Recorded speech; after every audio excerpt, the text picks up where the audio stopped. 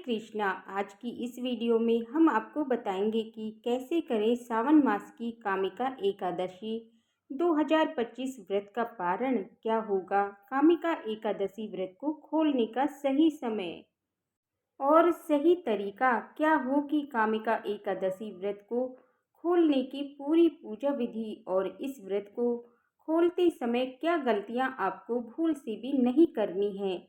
तो ये सब जानना चाहते हैं तो वीडियो अंत तक जरूर देखिएगा। कामिका एकादशी का व्रत रखकर भगवान श्री हरि विष्णु की विशेष पूजा की जाती है। कामिका एकादशी का व्रत करने से व्यक्तियों के जीवन में धन समृद्धि की वृद्धि होती है और इस जन्म के खत्म होने के बाद ऐसा जीव वैकुंठ लोक को प्राप्त करता है।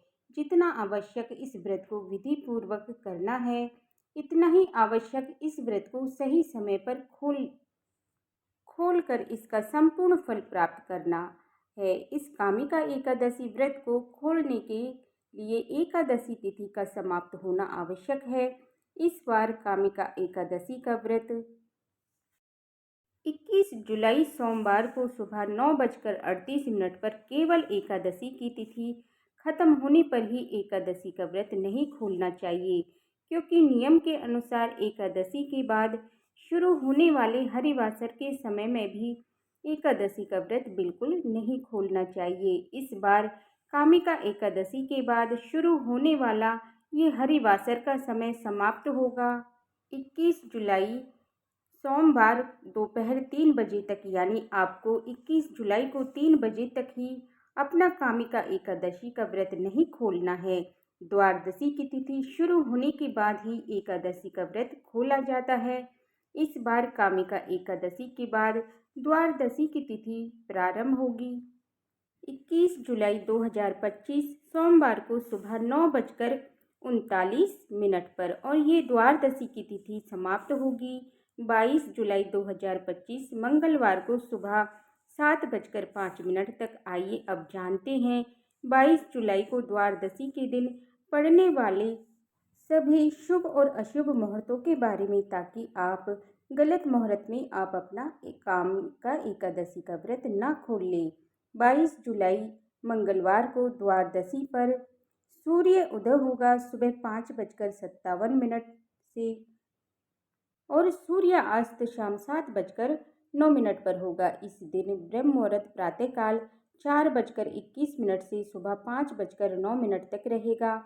इस दिन द्वादशी की प्रातःकाल की पूजा का शुभ मुहूर्त सुबह 4:35 से सुबह 5:37 तक रहेगा। इसी दिन गोधूली मुहूर्त शाम 7:17 से शाम 7:37 तक रहेगा और इस दिन ध्रुव योग दोपहर 3:32 तक रहने वाला है। आइए अब जानते हैं 22 जुलाई को द्वादशी पर पड़ने वाले अशुभ राहु काल के बारे में, क्योंकि राहु काल के समय में भी कामिका एकादशी का व्रत नहीं खोलना चाहिए, वरना आपका एकादशी का व्रत करना असफल हो जाता है। 22 जुलाई 2025 मंगलवार को द्वादशी के दिन राहु काल दोपहर 3 बजे से दोपहर 4:30 बजे तक रहने वाला है। इस राहु काल के समय में भी आप कामिका एकादशी का व्रत ना खोलें, ना ही द्वादशी की पूजा करें। आइए जानते हैं कामिका एकादशी व्रत के पारण का सही समय।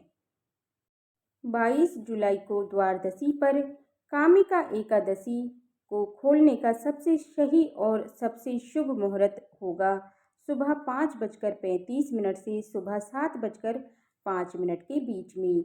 इसी तय शुभ मुहूर्त में आपको अपना कामिका एकादशी का व्रत खोलना है, तभी आपको कामिका एकादशी का व्रत करने का संपूर्ण फल प्राप्त होगा। आइए अब जानते हैं कामिका एकादशी व्रत को खोलने की, यानी कामिका एकादशी का द्वादशी पर पारण करने की संपूर्ण पूजा विधि। एकादशी का पारण करने से पहले ये ध्यान रखें कि मुहूर्त के हिसाब से द्वादशी तिथि शुरू हो चुकी हो। अगर द्वादशी तिथि सूर्योदय से पहले ही समाप्त हो गई हो तो एकादशी व्रत का पारण सूर्य उदय के बाद करें। इस बात का खास ख्याल रखें कि द्वादशी की तिथि के अंदर अंदर ही पारणा न करना पाप करने के समान होता है। ये द्वादशी तिथि के शुभ मुहूर्त के अंतर्गत ही एकादशी व्रत का पारणा न करें, तभी आपको एकादशी व्रत का पुण्य मिलेगा, अन्यथा आपका एकादशी का व्रत अमान्य नहीं होगा। एकादशी व्रत का पारण समय सुबह यानी प्रातःकाल का ही होता है। व्रत करने वाले श्रद्धालुओं को मध्याह्न यानी शाम के दौरान व्रत को तोड़ने से बचना चाहिए। अगर कोई किसी कारण से कोई प्रातःकाल में पारण नहीं कर पाया है, तो उसे फिर मध्याह्न यानी शाम के बाद ही एकादशी के व्रत का पारणा करना चाहिए। एकादशी के अगले दिन सुबह जल्दी उठकर स्नान करके तुलसी देवी को जल अर्पित करें, क्योंकि गर्मी के समय में पूरे दिन बिना जल के रहने से तुलसी देवी सूख सकती हैं। एकादशी की 2 तिथियों पर तुलसी देवी को जल नहीं दिया जाता, इसीलिए द्वादशी की तिथि पर सबसे पहले तुलसी देवी को जल देना आवश्यक है। फिर तुलसी महारानी को फूल चढ़ाएं, फिर उनकी आरती करें।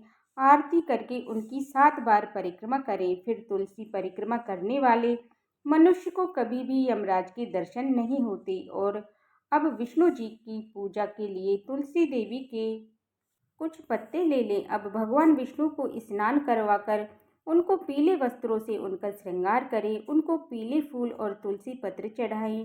फिर भगवान विष्णु की आरती करें और आरती के बाद जाने अनजाने में आपसे एकादशी व्रत के दौरान आपसे हुई सभी छोटी बड़ी गलतियों की करुणामयी भगवान श्री हरि विष्णु से क्षमा मांगे।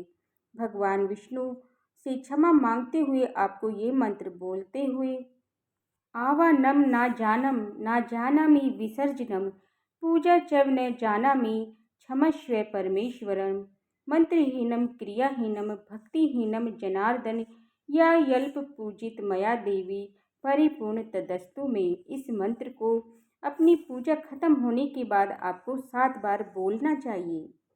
इसके बाद भगवान विष्णु से ये एकादशी व्रत स्वीकार करने की प्रार्थना करें। आइए अब जानते हैं क्या खाकर आपको एकादशी का व्रत खोलना चाहिए। द्वादशी के दिन भगवान विष्णु को घर पर ही सात्विक तरीके से बनाए गए पकवानों का ही भोग लगाएं। ये पकवान मीठे नमकीन दोनों हो सकते हैं। यदि आप द्वादशी के दिन मीठे चावलों का भोग श्री हरि विष्णु को लगा सके तो ये और भी अधिक शुभ होगा, क्योंकि द्वादशी के दिन पीले और मीठे चावल खाने से बेहद शुभ माना जाता है। एकादशी के व्रत में चावल खाने पर रोग होती है, इसीलिए द्वादशी व्रत को खोलते समय चावल खाकर ही व्रत का खोलने का नियम है।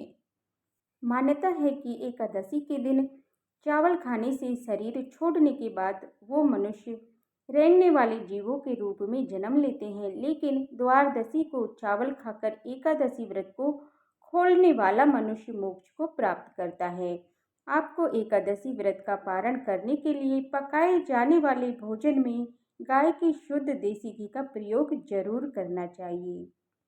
ये सेहत के लिए अच्छा होता है और ये शुद्धता भी होती है। आंवले के पेड़ पर भगवान श्री हरि विष्णु का वास होता है, इस कारण एकादशी व्रत में आंवले के पेड़ का विशेष महत्व माना गया है। इसीलिए एकादशी व्रत का पारण करने के दौरान आप आंवला भी खा सकते हैं। आंवला खाकर एकादशी व्रत खोलना भी बहुत शुभ होगा। इससे आपको अखंड सौभाग्य, निरोगी शरीर और संतान सुख की प्राप्ति होती है। आप द्वादशी के दिन एकादशी व्रत खोलने के लिए सात्विक भोजन बनाएं, उसे वो और भगवान श्री हरि विष्णु को चढ़ाए गए तुलसी के पत्ते को पानी के साथ लेकर ही अपना व्रत खोल लें। पर यह ध्यान रखें कि एकादशी व्रत का पारण किसी भी मीठी चीज से भी किया जा सकता है। आप व्रत के पारण के दिन श्री हरि विष्णु को भोग में मिठाई, मौसमी फल चढ़ा सकते हैं। पारण के भोजन में सेम की सब्जी खाने का भी विशेष महत्व माना जाता है। विशेष तौर पर एकादशी के व्रत में सेम को अर्पित का नाशक माना गया है। ऐसे में एकादशी व्रत का पारण करते समय सेम को एक अच्छे भोज्य पदार्थ के रूप में देखा और माना जाता है। पारण के दौरान आप सूखे मेवे जैसे कि बादाम, पिस्ता, अखरोट और किशमिश भी खा सकते हैं। इसके अलावा दूध और दूध से बनी हुई मिठाइयाँ या चीज़ें भी एकादशी के व्रत में पारण में खाई जा सकती हैं। ऐसी और ज़रूरी जानकारी और व्रत कथाओं के लिए हमारे चैनल को अवश्य सब्सक्राइब कर लें। हरे कृष्णा, राधे राधे।